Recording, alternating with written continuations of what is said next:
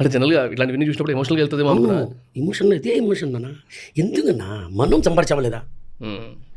మీకు ఆస్తి గురించి తెలుసో తెలియదు, నేను అంటే నాకున్న నాలెడ్జ్ మీకు షేర్ చేస్తాను. ప్లీజ్. సపోజ్ మా నాయన సంపాదించి ఒక ఇల్లు కొన్నారు అంటే అది భాగంలో నా పిల్లకాయలకి వస్తుంది. అది నేను సంపాదించాను అంటే నా పిల్లకాయలకి భాగం పోవాల్సిన అవసరం లేదు, నేను ఎవరి పేరుతోనే రాసుకోవచ్చు. అటు నుంచి వచ్చింది కాబట్టి సో ఇది తాతయ్య డబ్బులు కాదు,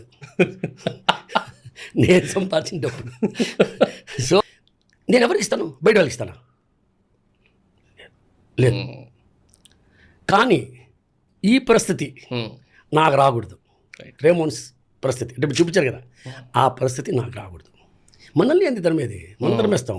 36 ఫ్లోర్లు ఏంది, 360 ఫ్లోర్లు ఉంటాయి.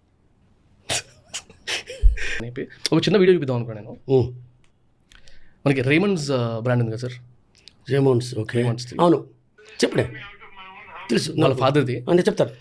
అసలు నేను చెప్తాను. వీడియో ఒకవేళ ఆ వీడియో చూసిన వాడికి కానీ లేకపోతే ఆ సిచ్యువేషన్ తెలిసిన వాడికి కానీ తండ్రిని బయటికి వెళ్ళగొట్టారు, ఆ 36 ఫ్లోర్స్ బిల్డింగ్లో ఒక్కడే ఉంటున్నాడు, భార్యను వదిలేశాడు, నన్ను వదిలేశాడు, నన్ను బయటికి వెళ్ళగొట్టి నేను తండ్రి అనే విషయం మర్చిపోయాడేమో అనే ఒక ఆ మాట ఆ తండ్రి ఆ ఏజ్లో అంటున్నప్పుడు